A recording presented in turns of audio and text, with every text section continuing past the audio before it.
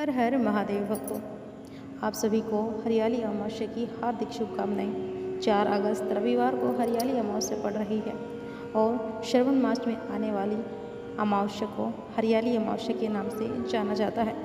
इस दिन भगवान शिव और माता पार्वती की भी पूजा की जाती है। हरियाली अमावस्या के दिन व्रत रखकर भगवान शिव और माता पार्वती की पूजा की जाती है।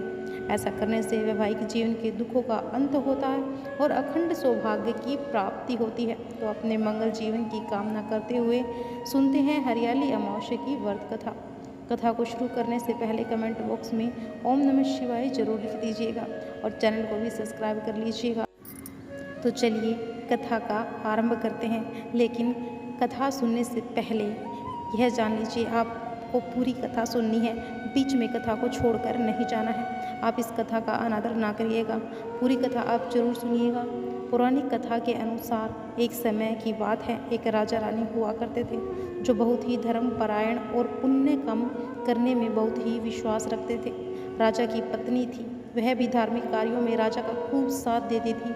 सुबह राजा के उठने से पहले उठती और स्नान करके सबसे पहले तुलसी के पौधे में जल सींचती थी, फिर पूजा पाठ करके सूर्य भगवान को अर्घ दिया करती थी। राजा और रानी दोनों एक दूसरे में बड़े ही खुश थे। ऐसा ही उनका जीवन चल रहा था। एक दिन राजा ने रानी से कहा कि हम अपने महल में कोई पूजा का आयोजन करवाएं। तो रानी कहने लगी कि जरूर करवाइए, काफ़ी समय हो गया है कि हमारे महल में कोई भी पूजा का आयोजन नहीं किया है। तो राजा ने शुभ मुहूर्त निकलवा कर पूजा का कार्यक्रम रख दिया और कई तरह के मिष्ठान बनवाए और पूजा के दिन राजा और रानी ने व्रत का पालन करने का संकल्प लिया। लेकिन रानी को ना जाने उस दिन क्या हो गया, उसे बहुत जोरों की भूख लग गई। तो रानी ने पूजा के लिए तैयार की गई मिठाई में से थोड़ी सी मिठाई खा ली और किसी को कुछ नहीं बताया। जब राजा ने मिठाइयों को देखा तो राजा को पता चल गया कि मिठाई में से पहले ही कोई मिठाई खा चुका है, मिठाई छूटी हो चुकी है। तो राजा ने रानी से पूछा कि मिठाई को ना जाने कौन छूटा कर गया है, अब इस मिठाई को अपनी पूजा में कैसे रखेंगे। तो राजा के पूछने पर रानी ने राजा से झूठ बोल दिया कि महल में इतने सारे चूहे हैं, जरूर चूहों ने ही मिठाई को ही छूटा किया होगा। यह सुनकर राजा को गुस्सा आ गया, अब महल में तो एक ही चूहा रहता था। तो राजा ने उस चूहे को पकड़कर बाहर फेंकने का आदेश दे दिया। चूहे के ऊपर लगे आरोप से वह चूहा रानी से नाराज हो गया और सोचने लगा कि रानी ने मिठाई स्वयं खाई है और नाम मेरा ले लिया, इस बात की सजा तो रानी को भुगतनी ही पड़ेगी। तो उस दिन महल में पूजा के लिए खूब सारे मेहमान आए हुए थे। दिन में पूजा पाठ का कार्यक्रम संपन्न हुआ और कुछ मेहमान राजा के महल में वहीं पर रुक गए। तो राजा ने उनको सोने का प्रबंध कर दिया और आधी रात हुई तो चूहे ने जाकर रानी के कमरे से साड़ी ले जाकर मेहमानों के कक्ष में रख दी। और सुबह हुई तो राजा मेहमानों को उठाने के लिए गए तो वहाँ पर रानी के कपड़े पड़े देखकर उन्हें बड़ी ही हैरानी हुई और रानी पर पूरी तरह से गुस्सा हो गए। अब राजा ने रानी को उसी समय महल से बाहर निकाल दिया और रानी ने राजा से कुछ नहीं कहा, क्योंकि रानी को समझ में आ गया था कि मैंने आज झूठ बोला था। समझ में आ गया कि झूठ नहीं बोलना चाहिए था, उसी का फल मुझे इस रूप में मिला है। तो रानी ने वहाँ से सीधा निकलकर जंगल की ओर चली गई। तो रास्ते में उसे कुछ महिलाएं पूजा करती हुई मिली। तो रानी ने उनसे पूछा कि बहनों, आप यह सब क्या कर रहे हो और इसके करने से क्या फल मिलता है। तो वो महिलाएं कहने लगी कि आज हरियाली अमावस्या है और आज हम शिव पार्वती की पूजा कर रहे हैं। इस व्रत को करने से वैवाहिक जीवन में आए दुखों का अंत होता है और अखंड सौभाग्य की प्राप्ति होती है। तो यह सुनकर रानी बड़ी ही खुश हो जाती है और उनसे कहने लगी कि बहनों, अगर आप इस व्रत की विधि मुझे अच्छे से समझा दो तो आपका बड़ा एहसान होगा। व्रत की सारी विधि जानकर रानी ने उस दिन उन महिलाओं के साथ शिव पार्वती की पूजा की और उसके बाद वह जंगल चली जाती है और वहाँ झोपड़ी बनाकर रहने लगती है। फिर रोजाना शाम को उन महिलाओं के पास आकर शिव पार्वती की पूजा करती है और एक घी का दीपक जलाकर उसके पास ज्वार भरती और पूजा करने के बाद में गुड़धानी का प्रसाद बांटती। तो एक दिन की बात है कि राजा शिकार करके उधर से जा रहे थे तो आते आते अंधेरा हो गया। अब राजा की नज़र पड़ी कि कोई चमकीली वस्तु नज़र आ रही है। तो राजा देखने लगे कि उस पेड़ के पास चले गए। तो राजा ने जाकर देखा कि वहाँ तो बहुत सारे दीपक जल रहे हैं और वह आपस में बात भी कर रहे थे। सारे अपनी आप बीती बता रहे थे कि रानी का दिया चुपचाप बैठा था। तो सारे दिए कहने लगे कि तुम चुपचाप क्यों बैठे हो, तुम अपनी आप बीती हमें बताओ, तुम्हारी पूजा क्यों की जाती है। तो वह दिया कहने लगा कि मैं तो राजा के घर का हूँ, मैं क्या बोलूँ। मेरे राजा बहुत ही धर्मपरायण थे और रानी भी राजा की हर धार्मिक कार्यों में उनका साथ देती थी। और एक दिन महल में पूजा का कार्यक्रम रखा गया। उस दिन रानी को ना जाने क्या हो गया, उन्हें बहुत जोरों की भूख लग गई और उन्होंने प्रसाद की मिठाई में से थोड़ी सी मिठाई खा ली। और जब राजा ने पूछा कि यह मिठाई किसने खाई है, तो रानी ने चूहे का नाम लगा दिया, जिससे वह चूहा बहुत ही क्रोधित हो गया और अपना बदला लेने के लिए उसी रात रानी के कपड़े ले जाकर मेहमानों के कमरे में रख आया। सुबह जब राजा ने रानी को कपड़ों को मेहमानों के कमरे में देखा तो वह क्रोधित हो गए और इस बात से अनजान थे कि रानी निर्दोष है और उन्होंने रानी को महल से निकाल दिया। तभी से रानी यहाँ पर झोपड़ी बनाकर रहती है और शिव पार्वती की पूजा करके यह दीपक जलाती है। मैंने रानी को आशीर्वाद दिया है कि वह हमेशा खुश रहे, लेकिन राजा को जाकर कौन बताए कि रानी बेकसूर है। तो राजा यह सारी बातें चुपके से सुन रहे थे। सच्चाई जानकर राजा को बड़ा ही दुख हुआ और वे रानी को इधर उधर ढूंढने लगे। अब रात्रि में कोई झोपड़ी नज़र नहीं आ रही थी, तो राजा वहीं पेड़ के पास सो गए और सुबह होने पर उठे और फिर रानी की तलाश करने लगे। उन्हें घूमते घूमते दोपहर होने तक एक झोपड़ी दिखाई दी। उस झोपड़ी के पास जाकर राजा ने आवाज़ लगाई, तो राजा की आवाज़ सुनकर रानी बहुत ही प्रसन्न हुई और खुशी से बाहर आई। तो राजा ने कहा कि मुझसे बहुत बड़ी गलती हो गई है, मैंने सच्चाई जाने बिना ही आपको महल से बाहर निकाल दिया। तो रानी ने कहा कि नहीं महाराज, मुझे तो मेरे कर्मों का फल मिला है, इसमें आपका कोई दोष नहीं है। तो राजा रानी को लेकर घर में आ गया और सारे नगरवासी बड़े ही प्रसन्न हुए।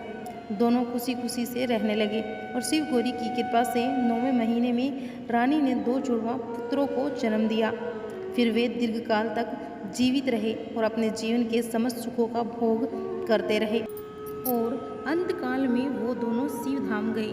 तो हे शिव जी महाराज, हे गौरा माता, जैसे अपने रानी पर राजा पर कृपा की वैसे सब पर करना, सुख सौभाग्य बनाए रखना। अब दूसरी कहानी सुनिए। एक साहूकार था, उसके 7 बेटे और 7 बहुएं और एक बेटी थी। उस साहूकार के घर अक्सर एक जोगी भिक्षा लेने आया करता था। जब उस साहूकार की बहुएं उसे भिक्षा देती तो वह खुशी से लेता और आशीर्वाद देता हुआ चला जाता। जब कभी साहूकार की बेटी जोगी को भिक्षा डालने आती तो वह भिक्षा नहीं लेता था और बोलता कि बेटी सुहागन तो है, पर इसके भाग्य में दुख लिखा है। ऐसा सुनकर बेटी दुबली होने लगी और किसी को कुछ भी नहीं बताया। ऐसा करते करते काफ़ी समय बीत गया।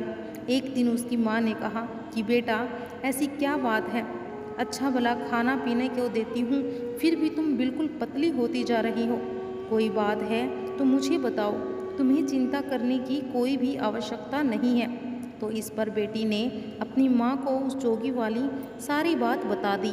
तो माँ ने कहा, यह बात थी तो तुमने मुझे पहले ही बता देती। अब की बार जब वह जोगी भिक्षा मांगने के लिए आए तो तू ही भिक्षा डालने के लिए जाना और मैं किवाड़ के पीछे छुप कर बैठ जाऊंगी। तो ऐसा ही हुआ।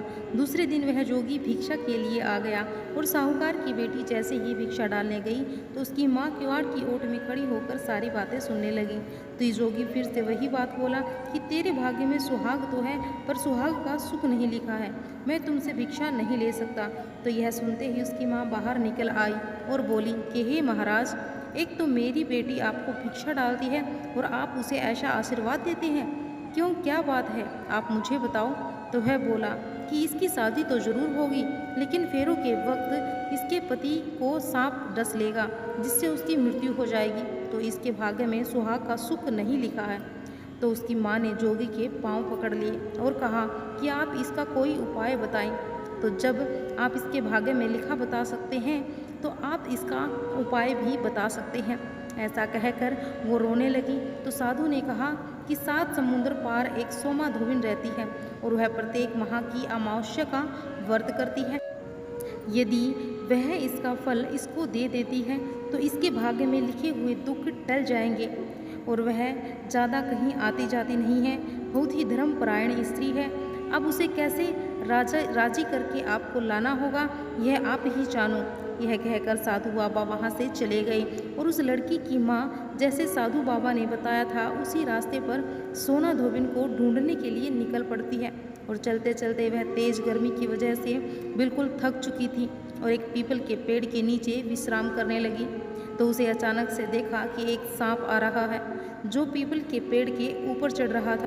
साहूकारनी ने पीपल के पेड़ पर देखा तो पीपल के पेड़ के ऊपर गरुड़ पक्षी का घोंसला था और उसने सोचा कि इसके अंदर गरुड़ के अंडे होंगे, अगर यह ऊपर गया तो उन अंडों को खा जाएगा।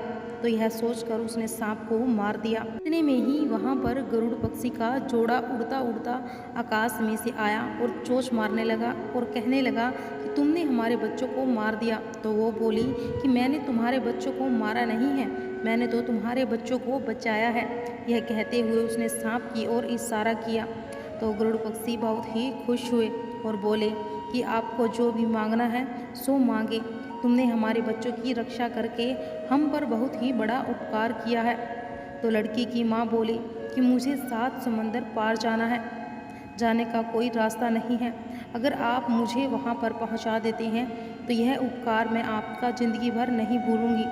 तो गरुड़ ने उसे अपने ऊपर बैठाया और 7 समंदर पार सोना धोबिन के घर के पास छोड़ दिया। अब वहाँ पर उस लड़की की माँ ने देखा कि सोना धोबिन के 7 बहुएं और 7 बेटे थे। बहुएं काम के लिए अक्सर लड़ती थी। तो सोना धोबिन ने सोचा कि यही एक मौका है सोना धोबिन को खुश करने का। उस दिन से उसने उसके घर का सारा काम करना शुरू कर दिया और जब सोना धोबिन सुबह उठती तो उसे पहले सारा घर का काम किया हुआ होता, झाड़ू लगाना, पानी भरना, पशुओं को चारा डालना, सारा काम किया होता था।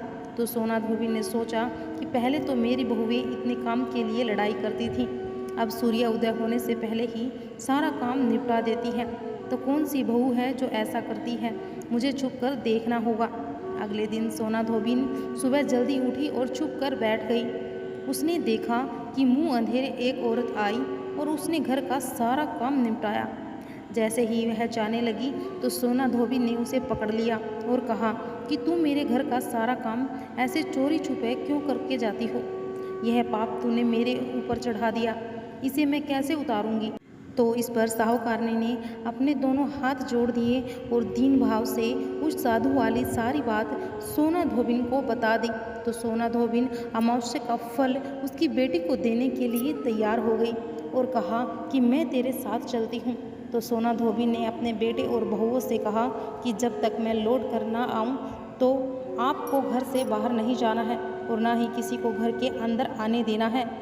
यह कहकर सोना धोबिन साहूकारनी के साथ उसके घर आ गई। अब उसकी बेटी का विवाह तय हो गया और फेरों वाले दिन जब दूल्हा और दुल्हन मंडप में बैठे तो दूल्हे के पास सोना धोबिन मिट्टी की हांडी और कच्चा दूध और कच्चा सूत लेकर बैठ गई। इतने में दूल्हे को डसने के लिए काला सांप आ जाता है।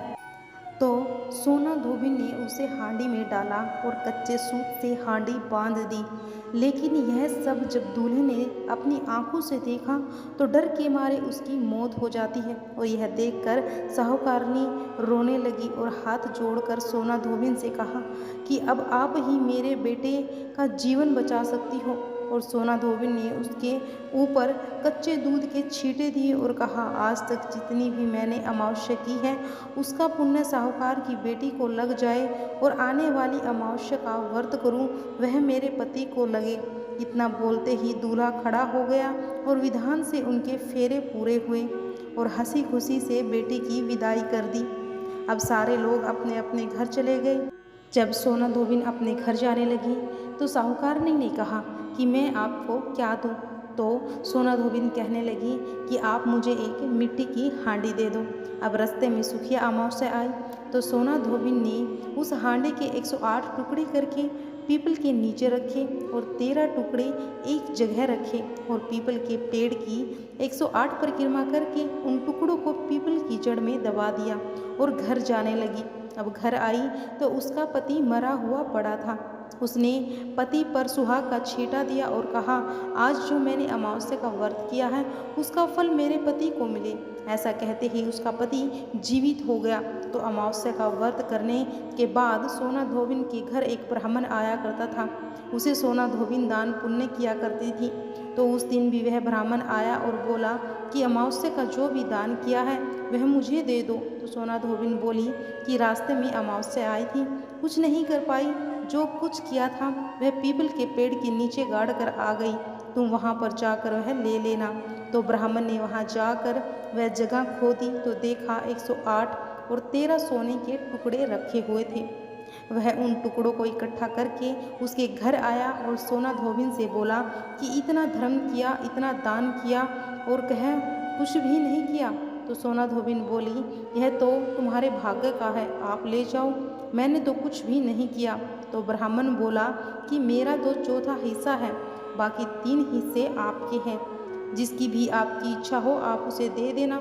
तो सोना धोबिन ने पाठशाला, प्याऊ, धर्मशाला, कुएं, बावड़ी आदि बनवाने में वह सारा सोना लगा दिया और ब्राह्मण ने पूरे नगर में ढिंढोरा पिटवाया कि सारे लोग अमावस्या का व्रत करें और पूरी श्रद्धा से सच्चे मन से पीपल के वृक्ष की पूजा करें और दान पुण्य करें। हे अमावस्या माता, जैसे आपने साहूकार की बेटी को अमर सुहाग दिया वैसे ही सबको देना, कहानी सुनने वाले को, कहानी कहने वाले को। और बोलो अमावस्या माता की जय हो। अगर यह वीडियो में बोलते समय मुझसे कोई त्रुटि हो गई हो तो मुझे क्षमा कीजिएगा। हमारे चैनल को सब्सक्राइब कीजिएगा, वीडियो को लाइक और शेयर भी जरूर कीजिएगा। जय दादा पितर महाराज की।